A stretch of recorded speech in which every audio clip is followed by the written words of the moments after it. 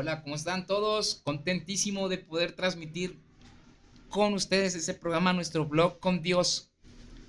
Precisamente le he titulado para el día de hoy el tema: ¿por qué las personas se preocupan por la etiqueta eres pecador?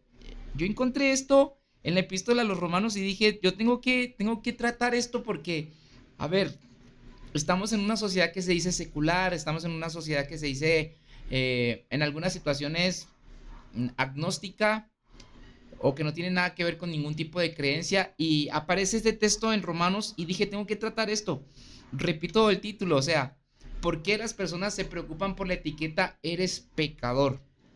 Claro, ustedes van a poder pensar y considerar que, bueno, está en un contexto, la historia en un contexto bíblico, y por supuesto ellos tienen que preocuparse por esa situación, pero no es así. Miren ustedes, básicamente al compartirles mi pantalla, ahí está el título, o en esta ocasión decidí hacerlo, el cuadrito siempre lo ponía en una esquina, pero para el tema de los shorts en YouTube, cuando los acorta, pues me sale mejor un efecto cuando está así en el casi centro de la pantalla. Son cosas técnicas, pero miren ustedes, cuando observamos esta parte de la Biblia, que lo tengo más directamente, quiero que veamos, por ejemplo, el caso de el capítulo 3 verso 4. Y, y es algo que me sorprendió muchísimo. Estos días en el seminario de métodos de estudio bíblico estuve compartiendo esta parte, esta temática. Y ustedes van a poder observar lo que dice aquí, capítulo 3 verso 4. En ninguna manera. Antes bien sea Dios verdadero, mas todo hombre mentiroso, como está escrito, para que seas justificado en tus dichos y venzas cuando de ti se juzgare. Si lo leemos en otra versión, como siempre me gusta tener varias versiones aquí, de ninguna manera. Dios siempre es veraz, aunque el hombre sea mentiroso, así está escrito. Que seas tenido por justo en tus palabras y que triunfes cuando te juzguen. ¿Que triunfe quién? Que triunfe precisamente Dios cuando lo estén señalando. Y aquí viene también esta parte interesante. Bueno, todo lo que estamos planteando aquí es interesante. Pero miren ustedes, esto me emociona muchísimo. Tengo aquí, voy a compartirles esta pantalla, esta hojita es donde me permito recoger todo el tema de, digamos, las definiciones, y en esta ocasión me tocó la situación del pecado. Pero ¿por qué entré en esta situación del pecado? Porque mi texto principal, cuando estuve revisando toda la epístola a los romanos, para mí el texto principal es el 7:25, bueno, específicamente el 7:24 de la epístola, y más o menos en ese texto 7:24 dice de la siguiente manera: soy un pobre miserable, dice Pablo, ¿quién me librará de este cuerpo mortal? Pero conectándolo en su conjunto con su contexto, dice Pablo, gracias a Dios por medio de Jesucristo nuestro Señor. En conclusión, con la mente, yo mismo me someto a la ley de Dios, pero mi mente pecaminosa está sujeta a la ley del pecado. Entonces quise investigar el tema del pecado, quise saber qué dice la Biblia sobre el pecado. Yo sé que básicamente, y se define rápidamente, todos los cristianos podemos decir que se trata de errar al blanco, teológicamente se define así, pero no lo quise dar por sentado, quise ver cómo realmente Pablo lo define, cómo lo tomaron las personas en la época del apóstol Pablo, quise hacerlo de esa manera, y en efecto, es lo que vamos a encontrar aquí. Llegué al 3:4 y aparece una palabra en el griego que significa amartolos, o amartolos, precisamente, que significa pecador, pecador pecaminoso, pecador pecaminoso. Y encontré entonces inmediatamente el texto de Romanos 3:7. Alguien podría objetar, si mi mentira destaca la verdad de Dios y así aumenta su gloria, ¿por qué todavía se me juzga como pecador?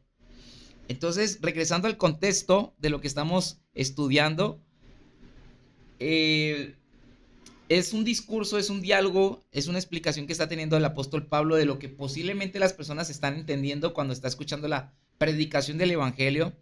Y, y esta declaración es importante. Estamos leyendo el 7, ya leímos el verso 4, Pero inmediatamente Pablo, después de esta conversación, dice algo muy tremendo. Así nos calumnian algunos, asegurando que eso es lo que enseñamos, pero bien merecida se tienen la condenación. Wow, son palabras fuertes. Y estos días estábamos mencionando sobre la concepción o la cosmovisión del evangelio que tiene el apóstol Pablo versus la cosmovisión que tiene la iglesia moderna, en donde se nos habla de un evangelio de amor. O sea, la palabra condenación no tiene un espacio dentro de las palabras del amor, la ternura, la misericordia.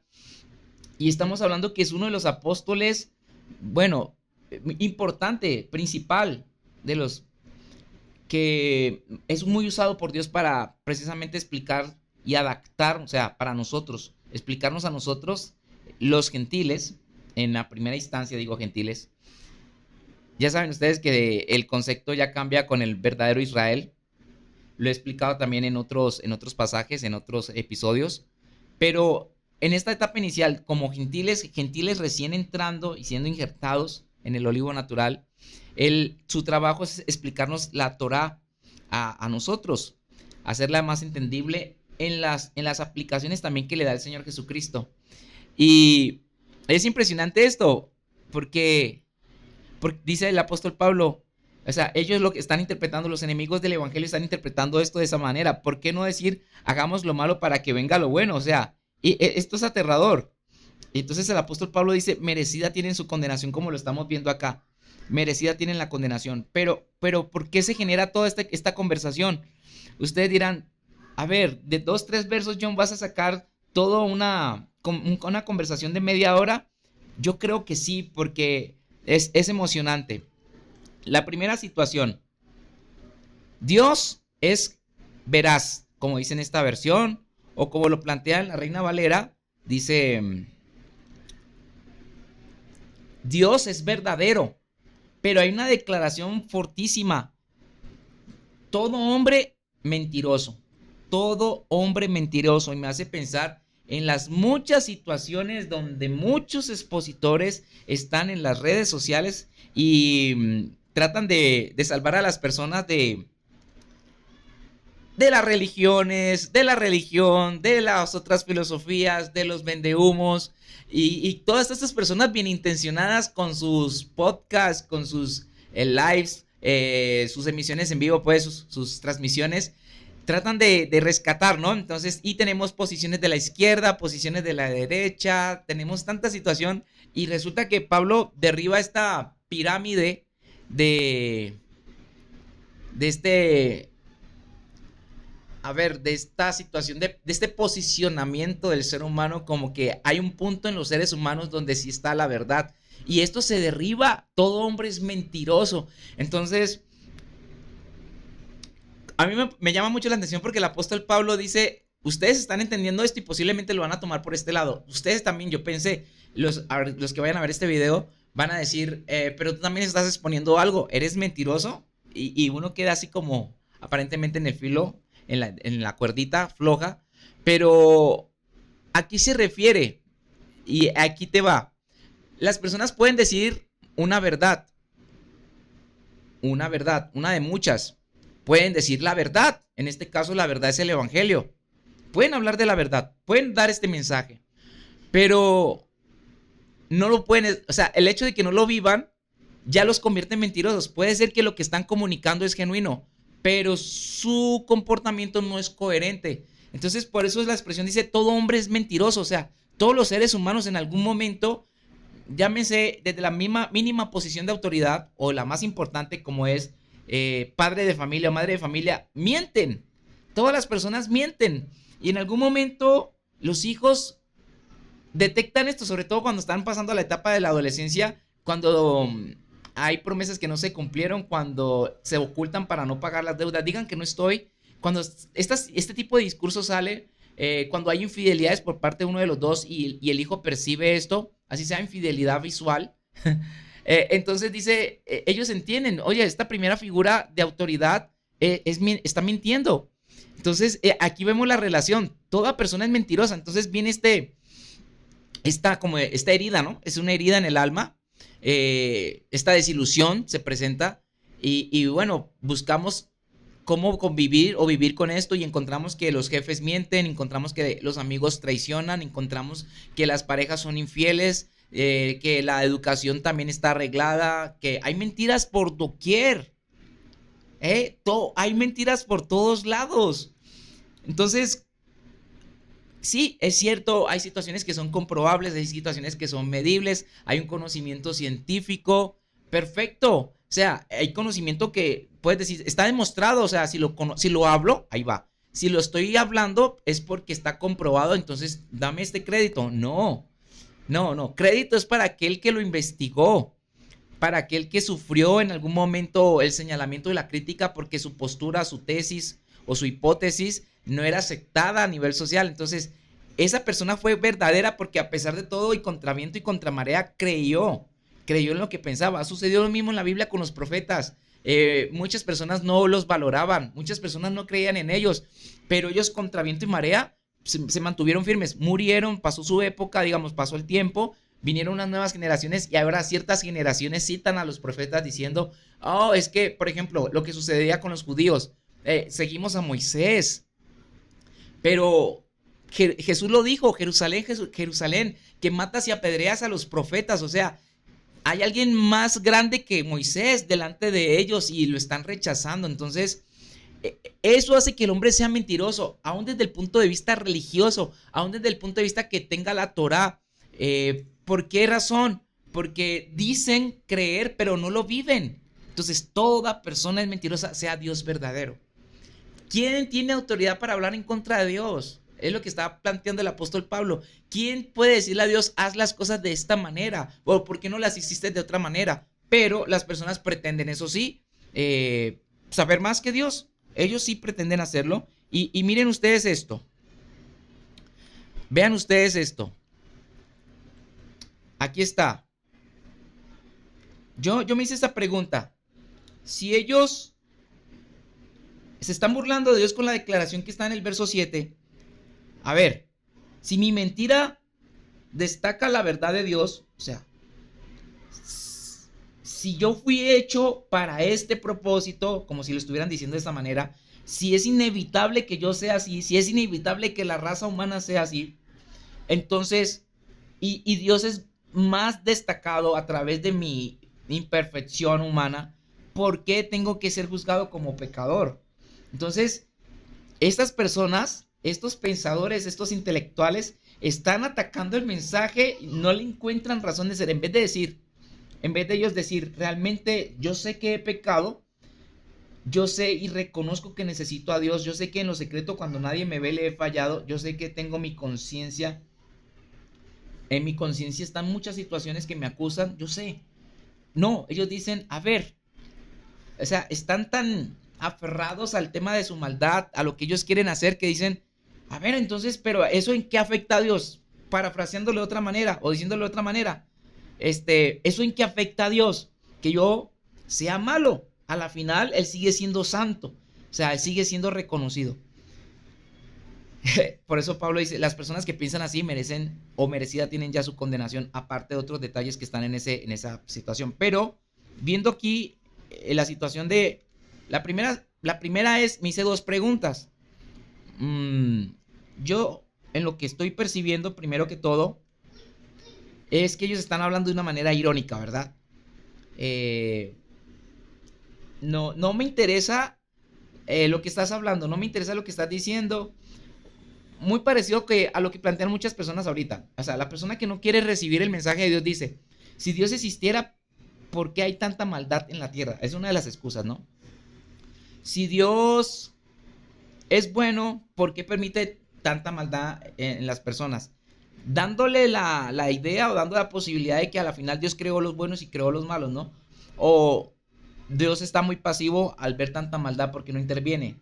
Se ha perdido su capacidad, se ha perdido su poder, porque hay tanta pasividad de parte de Dios o indiferencia, la palabra más exacta, ante la situación del mundo. Las personas empiezan a cuestionar eso, es como similar a situaciones de esa categoría. Sencillo, o como cuando los hijos dicen, si yo soy malo, ¿para qué me tuviste, no? ¿Para qué quedaste embarazada de mí?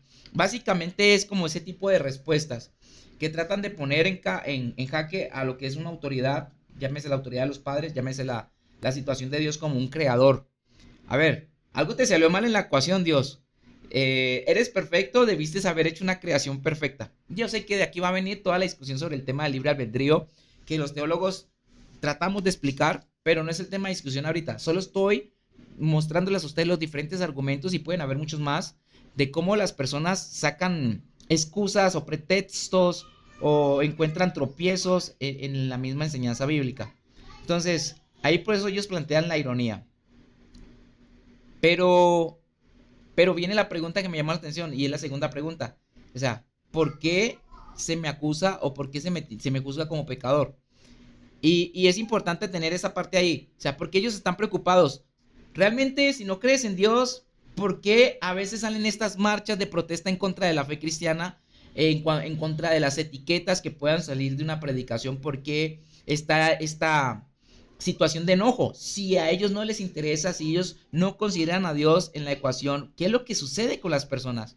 ¿Qué es lo que se está peleando aquí? Como que siento yo que se está peleando la atención, se está peleando la atención de otro público. A ver, prácticamente si hay un movimiento, las personas quieren reclutar personas a su movimiento. Hay movimientos de toda clase, pero ¿todos los movimientos convienen? Esa es la pregunta que nos podemos hacer. Sí, los movimientos, las personas tienen derecho a pensar, a escoger, a decidir, pero ¿todos los movimientos convienen? Ciertos movimientos, pónganse ustedes a pensar, ¿le conviene a la existencia de la raza humana como tal, como raza? Ciertos movimientos que se están gestando en esta época actual, ciertas maneras de pensar, ¿conviene a la perpetuación de la raza humana? ¿Le conviene como tal al grupo que se llama humanidad? Entonces, pueden existir, tienen derecho, pero no todo conviene. Entonces, ahí que va, ¿cuál es el mejor movimiento o el movimiento bueno? El que menos daño cause a la sociedad, el que menos daño cause a los miembros que la integran, llámense niños, adultos, adolescentes, llámense mujeres, llámense hombres, el movimiento que menos cause daño al ecosistema, ese es el movimiento ideal. ¿Cuál es? Dime el nombre de una religión. Alguien pudiera decirme, John, pues entonces, dime el nombre de una religión. No, no te puedo decir el nombre de una religión, pero sí te puedo decir el nombre de la persona. No hay otro mediador entre Dios y los hombres sino Jesucristo, la persona que realmente te puede transformar y que puede sacar lo mejor de ti. Es la mejor, es el único camino, no el mejor camino, es el único camino. Si estamos hablando entre las muchas opciones para escoger. Entonces, puede sonar a fanatismo, pero hay fanatismo en todas situaciones. Hay fanatismos y fanáticos del fútbol, hay fanáticos entre los movimientos actuales. Pero ¿cuál conviene? ¿Qué fanatismo? Si le vamos a poner una etiqueta de fanatismo a algo, ¿cuál fanatismo te conviene? O sea, la palabra correcta dentro del ámbito espiritual, si quiero yo hablarlo bien y defender mi postura, obviamente pasión, ¿verdad? Apasionamiento. Hay un apasionamiento. La fe te hace tener esta emoción, digamos, esta pasión, porque está incluyendo la razón, la lógica y por supuesto lo que esto produce emocionalmente, saber que hay una salud, hay sanidad psicológica, almática, espiritual, corporal, porque hay personas que reportan también esta restauración de su parte física de una manera sobrenatural. Entonces existen los milagros, hay testimonios, así las personas les choque, a ciertas personas les choque esto, porque ahí te va, ¿por qué les molesta?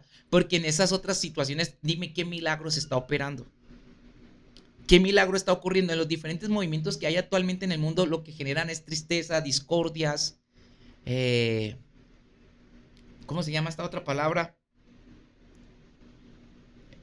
Señalamientos, prejuicios, hay de todas situaciones. Y yo no te estoy hablando de mi manera de pensar, te estoy hablando de la manera de pensar de Jesús, que pudo alterar para bien toda la sociedad, que debilitó una manera autoritaria como fue el autoritarismo del imperio romano y de cualquier imperio que venga de ahí para adelante.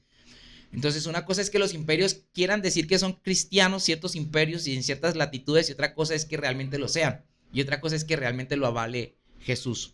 En una ocasión, hace unos días atrás, estuvimos en una reunión de caballeros y uno de los hermanos resultó y resaltó, bueno, nos recordó las palabras de Gandhi, en donde dice creo en el Dios de los cristianos, pero no creo en el cristianismo o en los cristianos. Creo en el Dios de los cristianos, pero no creo en los cristianos. Y, y me pude acordar de eso precisamente, de cómo ellos estaban, la India, bajo la opresión. No conozco los detalles de la historia sobre el tema de la India, pero estaban bajo la opresión de un imperio que decía ser o que se decían conocer al Dios verdadero.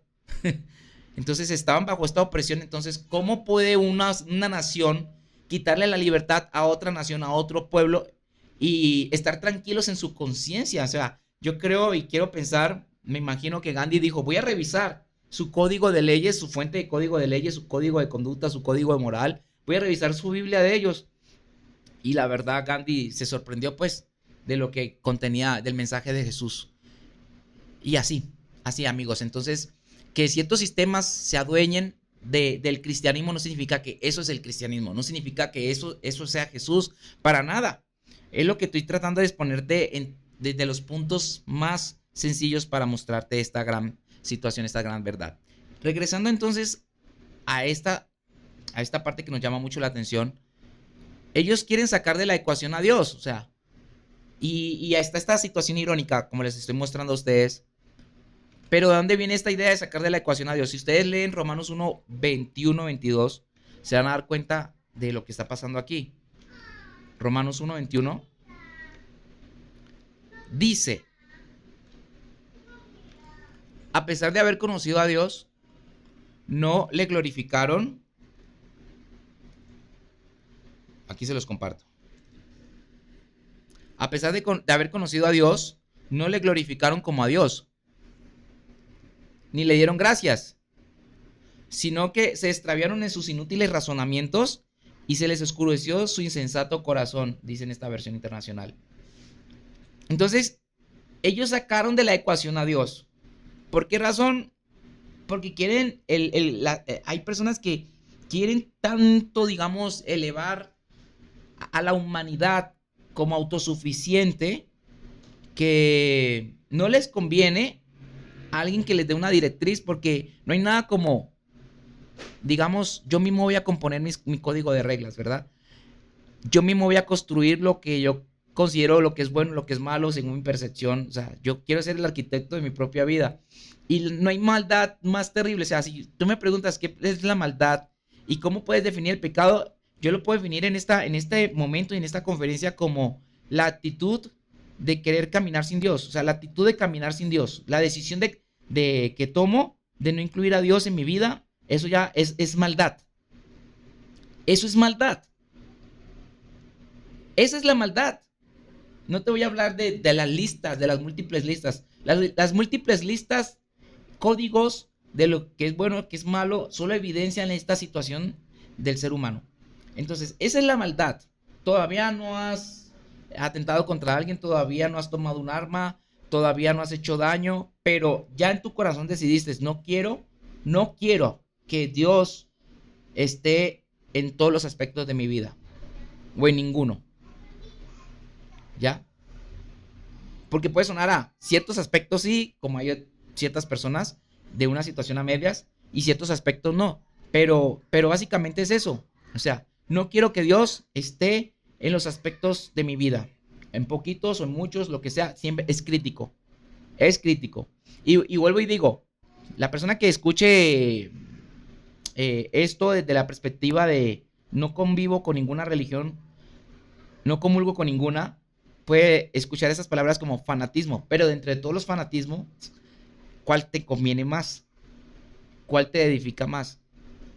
Hay personas que son fanáticas a la erudición, hay personas que son fanáticas a, o apasionadas, si no quieren usar la palabra fanática, son apasionados a diferentes circunstancias. Cada pasión y cada decisión te va a conducir a una situación, te va a conducir al final, llegando al final de tus días. Vas a ver cuál fue el resultado de la decisión que tomaste con esta situación que llamabas tu pasión, ¿verdad? Entonces, es ese tema. Todo está encerrado aquí. Pablo es muy claro, le está hablando a un imperio y esta palabra nos está hablando a una sociedad moderna y posmoderna también, por supuesto. ¿Qué es? Nos está diciendo, no quieren tener en cuenta a Dios. Entonces, por eso las personas dicen, no es necesario, lo vamos a poder resolver con nuestras propias manos. Y ahí viene Pablo y les dice, ustedes son mentirosos, aún las soluciones que están presentando a la sociedad, tantas cosas que como soluciones, como la panacea a todos los problemas de la humanidad, realmente ustedes son mentirosos, no les ayuda, no les ayuda a otras personas, no se sustentan en sí mismas, van a colapsar. El secreto para que una civilización colapse precisamente está en que no reconocieron a su creador, no se dieron cuenta de quién, o no le pidieron a esa persona, a ese ser supremo, que orientara sus vidas. Entonces, ustedes dirán, pero en las culturas que tenían del pasado, que tenían un tinte religioso y que tenían muchos dioses, ese es el punto. Ese es el punto. Dioses inventados desde los mismos sacerdotes, creaciones que realmente ellos tenían que ver en el resultado. Es que todo se ve. La Biblia, o sea, Jesús en su enseñanza nos dice, el árbol se conoce por su fruto. Hay cientos de religiones, cientos de situaciones, y miren qué pasaba. Algunas exigían sacrificios humanos. Y vuelvo y digo, pensando en lo que posiblemente puedan estar imaginando otras personas, me van a decir, pero entonces el cristianismo también habla de sacrificios. Pero hay una diferencia. Mientras los otros dioses pedían vidas humanas, en nuestro Señor, Él da su vida. Es la diferencia del cristianismo con todas las demás religiones. Imagínate que hay por ahí una creencia que dice que si mueres por esta religión al punto de unas condiciones bien acá de violencia, no sé si algunos alcanzarán a visualizar esto, entonces tienen ganado el cielo. Impresionante esto. Y ciertamente en algunas partes, aparte del cristianismo, esto es diferente. Por supuesto, Jesús nos dijo que los van a perseguir, van a ser llevados a las cortes, van a ser encerrados en las cárceles, van a ser torturados por mi causa. Pero es una cosa muy diferente cuando una sociedad está persiguiendo a como cuando yo quiero perseguir a la sociedad. Es otra cosa muy diferente. Y nosotros tenemos que ser claros y ver las diferencias, los detalles. En la situación del cristianismo original, las muertes, los mártires, se presentaron porque la sociedad perseguía a los creyentes. Y en la situación de las sectas, donde hay gente que muere por la fe, están diciendo que ellos tienen que transformar la sociedad, perseguir a esta sociedad, a esa sociedad pagana, inmolándose. Es diferente. Es diferente. Es diferente perseguir y ser perseguido. Es diferente. Entonces, prestemos atención. Claro, en algunos postulados y situaciones fundamentalistas van a decir, es mejor perseguir que ser perseguido. Por supuesto, en algún momento el mal llamado cristianismo del pasado, los líderes de aquel entonces manejaron este tipo de pensamientos. Es mejor perseguir que ser perseguidos. Es mejor evangelizar a la fuerza que permitir que las personas libremente acepten a Jesús. Yo sé que históricamente se ven esas situaciones, pero no es el verdadero cristianismo, no es la verdadera fe. Si ustedes observan en la Biblia, a los profetas de Dios, a los verdaderos profetas, los martirizaron, les hicieron daño, incluyendo a Jesucristo. Entonces, es lo que yo quiero que ustedes observen, y es lo que quiere también que el apóstol vea, que quiere que veamos esta situación de por qué ellos tienen miedo de ser etiquetados, como pecadores. ¿Por qué razón? Porque aquí va lo que acabamos de leer. Tales personas, desde las palabras de Pablo, se merecen la condenación. Pero aquí también nos está diciendo implícitamente, se los muestro. Dice, se los muestro acá. Y si nuestra iniquidad, aquí va, encarece la justicia de Dios, o resaltamos al leer esta versión. Pero si nuestra injusticia pone de relieve la justicia de Dios, ¿qué diremos? ¿Que Dios es injusto? Aquí va. ¿Por qué las personas no quieren llevar la etiqueta de pecadores? ¿Que Dios es injusto al descargar sobre nosotros su ira? Lo hemos hablado en diferentes episodios, como, y si ustedes observan los shorts, los diferentes shorts, se dan cuenta de parte uno, parte 2, parte 3, sobre el tema de la ira. No es que tenga yo una fascinación, solo quiero exponerlo desde diferentes ángulos, con diferentes pasajes, esto. O sea, tenemos una sociedad que no le importa que si existe Dios o no existe Dios, ¿no? En cierta manera. No le importa y tomaron la decisión de no hacerle caso a lo que dice la Biblia, de conocer lo que dice la Escritura, el código moral que se presenta allí, el código de convivencia, sobre todo el código de salvación, digamos, el mensaje de salvación. Pero se enojan cuando les llaman pecadores. ¿Por qué razón? ¿Por qué las personas, si no les importa el mensaje, si les da igual, por qué encierran a predicadores en otros países? ¿Por qué persiguen a los predicadores?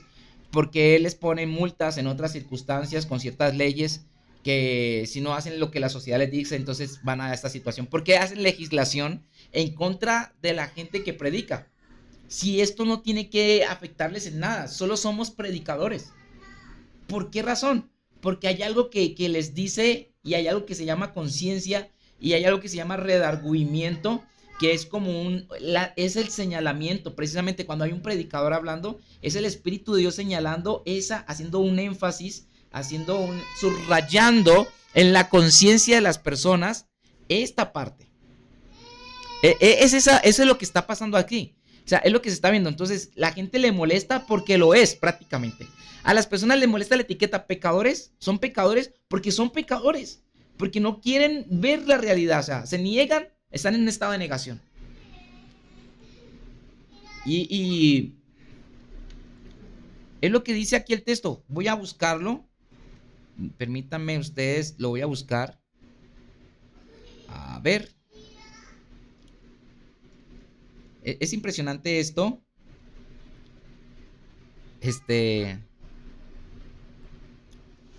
Aquí lo estoy buscando. Miren ustedes esto. Está en el mismo capítulo 3.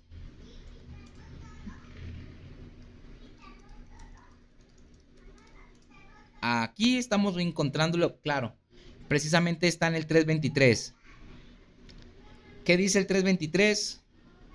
Observemos. 3:23 nos dice... Estamos en ese mismo episodio. En ese mismo contexto, perdón. Pues todos han pecado y están privados de la gloria de Dios.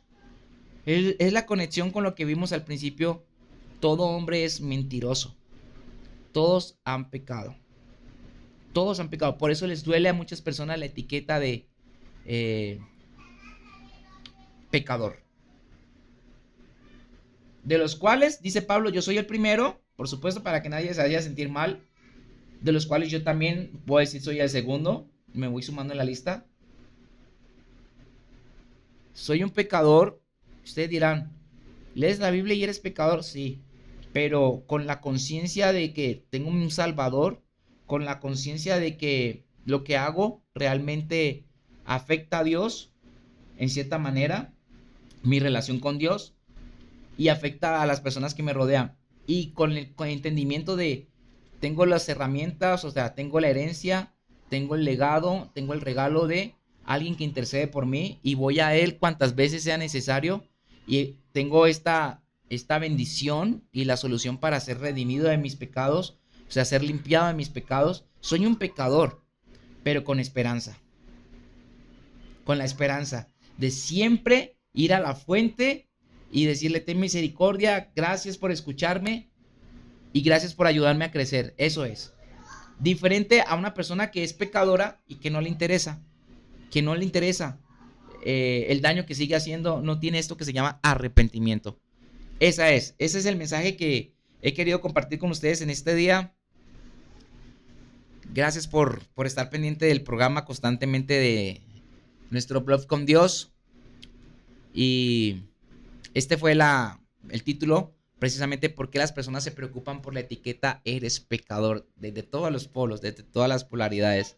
Entonces, cuando ustedes vean que las personas están reaccionando contra el mensaje de Dios, el verdadero mensaje, porque hay un mensaje que realmente está muy liviano, muy light, para esta época y las personas no se sienten incómodas, pero el mensaje realmente de Jesús sí te va a generar salir de tu estado de confort para acudir, ir a los pies del Salvador.